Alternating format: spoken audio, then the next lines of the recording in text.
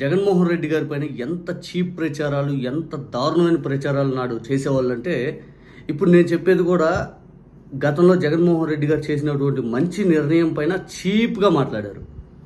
విశాఖపట్నంలో 2022 మే నెలలో పార్లే అని చెప్పి ప్లాస్టిక్ ఫ్రీ, ఎకో ఫ్రెండ్లీగా ఉండే ఒక కంపెనీ ఏదైతే మ్యానుఫ్యాక్చర్ వాళ్ళు చేసేదంతా కూడా ప్లాస్టిక్ ఫ్రీ, ఎన్విరాన్మెంట్ దెబ్బతినగా ఉండే వస్తువులు వాళ్ళు మ్యానుఫ్యాక్చర్ చేసేది. ఆ కంపెనీ తోటి 16,000 కోట్ల రూపాయల ఒప్పందాలు ఎంఓయూ సైన్ చేసుకొని ఆ కంపెనీని లాంచ్ చేయడానికి, అంటే స్టార్ట్ చేయడానికి జగన్మోహన్ రెడ్డి గారు విశాఖపట్నం వెళ్ళారు ప్రారంభోత్సవ కార్యక్రమానికి. 20,000 మంది యూత్కి జాబ్స్ వస్తాయి, 16,000 కోట్ల రూపాయలు పెట్టుబడులు పెట్టబోతున్నాయి రానున్న 6 ఏళ్లలో. కంపెనీ పేరు పార్లే. 2022 మే 27 అనుకుంటా, ఐ థింక్ జగన్మోహన్ రెడ్డి గారు ఆ రోజు ఒక స్టేట్మెంట్ ఇచ్చారు. రాష్ట్రంలో ఇక ఎకో ఫ్రెండ్లీగా ఉండే వాటిని మేము ప్రోత్సహిస్తాం, ఫ్లెక్సీలు కూడా ప్లాస్టిక్ని పూర్తి స్థాయిలో నిషేధించే క్రమంలో అవి కూడా పూర్తిగా ఎకో ఫ్రెండ్లీగా పేపర్ ఫ్లెక్సీలు చేసేదానికి మేము సహకరిస్తాము, ఇక్కడి నుంచి ఫ్లెక్సీలు కూడా ప్లాస్టిక్ ఫ్రీగా ఉండాలి అని చెప్పి జగన్మోహన్ రెడ్డి గారు నాకు స్టేట్మెంట్ ఇచ్చారు. దానిపైన పెద్ద ఎత్తున పవన్ కళ్యాణ్ గారి అభిమానులు అయితే చూడండి, పవన్ కళ్యాణ్ గారి సినిమా వచ్చే టైం ఫ్లెక్సీలు కూడా కట్టకూడదు అని చెప్పి స్టేట్మెంట్ ఇచ్చారు. పవన్ కళ్యాణ్ గారు కూడా నా మీద నీ కోపం ఉంటే నన్ను చూసుకో, ఫ్లెక్సీ షాపులను అద్ది అన్నాడు.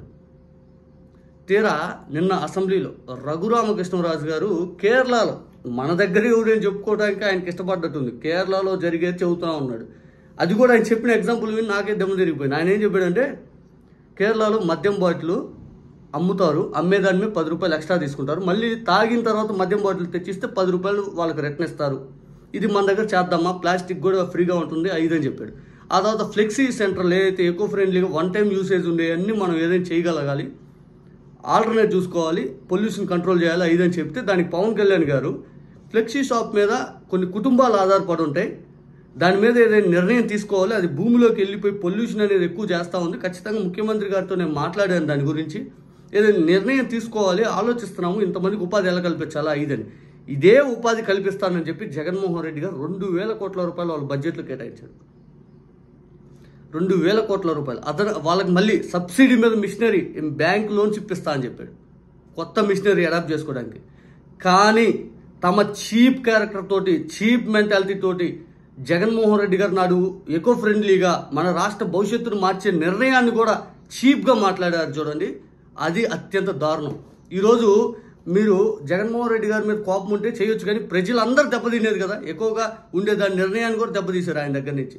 ఒకసారి అసెంబ్లీలో పవన్ కళ్యాణ్ గారు ఆ నిర్ణయం పట్ల ఏమన్నారు వినండి. చూడండి,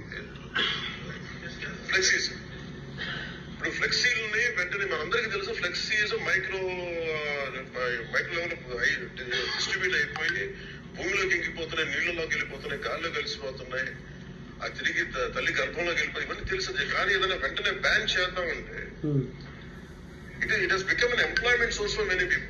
మీరు నిర్ణయం తీసుకోరు, ఇంకొకరు తీసుకుంటే దుష్ప్రచారం చేస్తారు. సహజ క్రమంలో తీసుకురావాలి, మార్పు పట్టుకురావాలి, చాలా సహజ క్రమంలో కొంత అవగాహన కల్పించాలి. జగన్మోహన్ రెడ్డి గారు చేసింది అదే కదా, తెలియజేయాలి. సడన్ గా మెషిన్ పెట్టాల్సిన, ప్లాస్టిక్ పెట్టే చోట బయోడిగ్రేడబుల్ మెటీరియల్ పెట్టాలంటే దానికి ఆ పర్టికులర్ ప్రింటింగ్ మెషిన్ ఎంతవరకు యాక్సెప్ట్ చేస్తే, కలర్స్ అంత సాచురేషన్ ఉంటుందా లేదా, ఇవన్నీ కూడా ఆలోచించాలి అధ్యక్షుడు. నా ఉద్దేశం ఏంటంటే, ఒక ప్లాస్టిక్ చిన్నపాటి ఫ్లెక్సీకి మనం ఇంత ఆలోచిస్తున్నప్పుడు, can you imagine the magnanimity to apply the real true pollution norms to every industry. Practical గా మనం చూసేటప్పటికి నేను చెప్పాడు, ఫ్లెక్సీ సెంటర్ మీద అంత ఉంటుంది కదా, కలర్స్ బొలర్స్ అవన్నీ క్రోడీకరించే నాడు జగన్మోహన్ రెడ్డి గారు వాళ్ళకి ఉపాధి కల్పించాలి, కొత్త మిషనరీని వాళ్ళకి అడాప్ట్ చేయాలి, జనాలకు అడాప్ట్ చేయాలి, అవగాహన సదస్సులు నిర్వహిస్తాం, 2,000 కోట్ల వాళ్ళ బడ్జెట్ కేటాయిస్తాం, కొత్త మిషనరీ కొనేదానికి సబ్సిడీ ఇస్తాం, ఇవన్నీ వాళ్ళకి అప్పుడు చెప్పాడు. నాడు మీరు చేసినటువంటి చీప్ మెంటాలిటీ, చీప్ దుష్ప్రచారం ఎంత వాళ్ళని కూడా భయాందోళనకు గురి చేసిందంటే అంత భయాందోళనకు గురి చేసింది. మీ ద్వారా ఈ రోజుకి కూడా మీరు ఒక నిర్ణయం తీసుకోలేనటువంటి సిచ్యువేషన్లో ఉన్నారు. ఈరోజు పార్లే కంపెనీని ఆ రోజు 16,000 కోట్ల పెట్టుబడులతో విశాఖపట్నం దగ్గర జగన్మోహన్ రెడ్డి గారు ఎంఓయూ సైన్ చేసుకుని దాని ప్రారంభోత్సవ కార్యక్రమంలో ఈ మాట అన్నారు. అసలు ఏం కంపెనీలు రాలేదన్నారు, అదన్నారు, ఇదన్నారు, అంతిమంగా దుష్ప్రచారం. ఎవరో పక్క రాష్ట్రంలో అడాప్ట్ చేసింది మనం అడాప్ట్ చేసుకోవడం, మనం చేసింది అవతలోడు అడాప్ట్ చేసుకునేలా మనం చేయాలి అనే నిర్ణయాలు మీకు కనపడవు. మన దగ్గర అద్భుతాన్ని ఇక మాట్లాడడం, అంత చీప్ మెంటాలిటీ మీరందరూ.